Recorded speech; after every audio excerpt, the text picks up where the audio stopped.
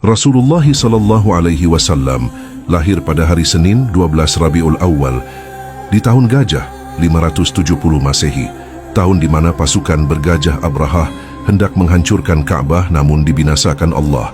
Quran Surat Al-Fil ayat 1 dan 5. Ketika baginda lahir, menurut banyak riwayat sejarah, Ibnu Ishaq Ibnu Hisham Al-Baihaqi, berhala-berhala di sekitar Ka'bah roboh, hancur dan berantakan, dan api yang disembah kaum Majusi di Persia padam untuk pertama kalinya dalam 1000 tahun. Ibunda beliau Sayyidah Aminah binti Wahab melahirkan tanpa kesulitan.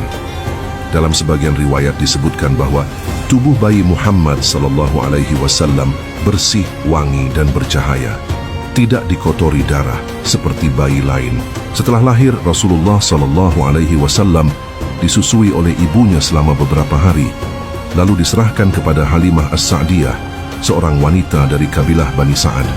Sejak Halimah menerima bayi Muhammad SAW, unta tua milik Halimah yang sebelumnya kurus dan lemah, tiba-tiba menjadi gemuk dan cepat menghasilkan banyak susu. Dikisahkan dalam riwayat-riwayat lama dari kalangan ahli sirah bahwa Halimah As-Sa'diyah, ibu susu Rasulullah SAW, memiliki satu sisi dada yang lemah. Namun ketika bayi Muhammad SAW didekatkan, beliau justru menyusu pada sisi itu. Dan dengan izin Allah, sisi yang lemah itu pun kembali sehat dan memancarkan susu berlimpah. Seiring tumbuh besar, Nabi Muhammad SAW kecil dikenal jujur, sopan dan disukai semua orang. Dalam riwayat Ibnu Sa'd dan Ibnu Hisham, diceritakan bahwa ketika beliau berjalan di bawah terik matahari, awan bergerak mengikuti dan menaunginya. Beberapa ulama seperti Imam As-Suyuti menyebutkan bahwa fenomena ini terjadi berulang kali, disaksikan baik oleh pengasuhnya maupun para pedagang ketika beliau ikut berdagang bersama pamannya Abu Thalib. Suatu hari Rasulullah SAW bertemu seorang pemburu yang menangkap seekor kijang betina. Kijang itu berbicara dengan izin Allah, memohon izin kepada Rasulullah SAW untuk dilepaskan sejenak agar dapat menyusui anak-anaknya dengan janji akan kembali. Rasulullah SAW mengizinkannya, dan ajaibnya, kijang itu benar-benar kembali setelah menyusui anak-anaknya. Melihat hal itu, pemburu itu tersentuh dan memeluk Islam. Maknanya menunjukkan kemuliaan akhlak dan kasih sayang Nabi SAW terhadap makhluk. Mukjizat besar Nabi SAW yang disebut langsung dalam Al-Quran adalah terbelahnya bulan. Allah berfirman, telah dekat saat itu hari kiamat dan terbelahlah bulan. Quran Surat Al-Qamar ayat 1. Kaum Quraisy menantang Rasulullah SAW. Tunjukkan mukjizatmu jika benar engkau utusan Allah. Rasulullah SAW mengangkat jarinya ke langit dan bulan terbelah menjadi dua.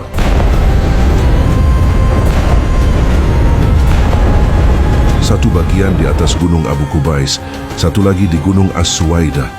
Semua mata menyaksikan namun hati mereka tetap keras. Ini bukan sihir tapi tanda nyata dari Allah. Bukti kenabian Muhammad SAW. Penutup para nabi, Quran Surat Al-Qamar ayat 1, hadis riwayat Bukhari dan Muslim. Namun mereka tetap menolak beriman. Dalam perjalanan dakwah keluar Makkah, Rasulullah SAW pernah berteduh di bawah sebuah pohon rimbun. Riwayat sahih dalam Musnad Ahmad dan Sunan Al-Tirmidzi menyebut bahwa pohon itu menundukkan dahannya seolah memberi salam dan menaungi beliau. Dikatakan oleh sebagian sejarawan Islam, pohon itu masih hidup hingga kini. Di daerah Yordania dikenal sebagai The Blessed Tree, pohon yang dipercaya menjadi saksi kenabian. Berdasarkan penelitian arkeologi modern, lokasi ini dikaitkan dengan kisah perjalanan Nabi muda bertemu Rahib Bahira. Ketika Islam menghadapi perang besar seperti Perang Badar, Allah menurunkan pertolongan luar biasa. Dalam Al-Quran disebutkan, ingatlah, ketika kamu memohon pertolongan kepada Tuhanmu, lalu Allah mengabulkanmu. Sesungguhnya aku akan membantu kamu dengan 1000 malaikat yang datang berturut-turut. Quran Surat Al-Anfal ayat 9. Para sahabat bersaksi bahwa mereka melihat sosok berpakaian putih yang tidak dikenal berperang di barisan kaum muslimin. Para malaikat yang diutus untuk mengokohkan barisan meneguhkan iman. Ketika beliau duduk di majelis bersama para sahabat, bahu beliau selalu tampak paling tinggi, meski beliau duduk paling rendah, seolah Allah sendiri meninggikan derajatnya di hadapan manusia. Dan dalam riwayat lain, lalat dan nyamuk tidak pernah menghinggapi tubuh Rasulullah SAW karena tubuh beliau dipenuhi cahaya dan wangi-wangian alami. Sirah ulama salaf Ibn Kathir dalam Al-Bidayah wa An-Nihayah. Saat para sahabat kehausan, beliau celupkan tangannya ke bejana kecil. Dari jari jemarinya mengalir air jernih bagaikan mata air surga. Dalam kelaparan, beliau meletakkan tangan di atas sedikit makanan. Lalu makanan itu bertambah, tak habis dimakan hingga semua kenyang. Dan ketika Rasulullah beralih dari batang kurma ke mimbar baru, batang kurma itu menangis keras, rindu pada sentuhan beliau yang penuh kasih. Pada malam yang sunyi, Rasulullah SAW diangkat dari Masjidil Haram menuju Masjidil Aqsa. Dari sana, beliau naik menembus 7 lapis langit, bertemu para nabi hingga ke Sidratul Muntaha, tempat tak satu pun makhluk pernah sampai.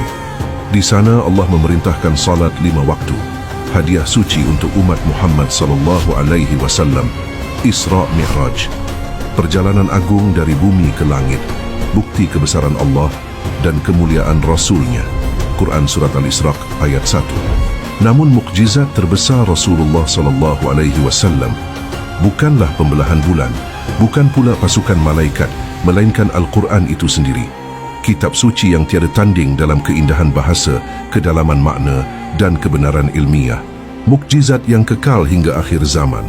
Allah menantang seluruh manusia, jika kamu ragu terhadap Al-Quran yang kami turunkan kepada hamba kami, maka buatlah satu surat yang semisal dengannya. Quran Surat Al-Baqarah ayat 23. Kisah ini bukan sekadar sejarah, tapi pelajaran bahwa Allah menolong hambanya yang jujur dan sabar. Rasulullah SAW adalah cahaya yang tak akan padam, rahmat bagi seluruh alam. Setelah Rasulullah SAW wafat, dunia kehilangan cahaya yang paling terang. Namun beliau meninggalkan para ulama sebagai penyambung lidah, penjaga sunnah dan pewaris. Mereka adalah pelita di tengah kegelapan, penuntun hati bagi setiap muslim. Cintailah mereka, hormatilah mereka, dan ikutilah jalan Rasulullah SAW melalui mereka, agar cahaya beliau tetap bersinar dalam hidup kita.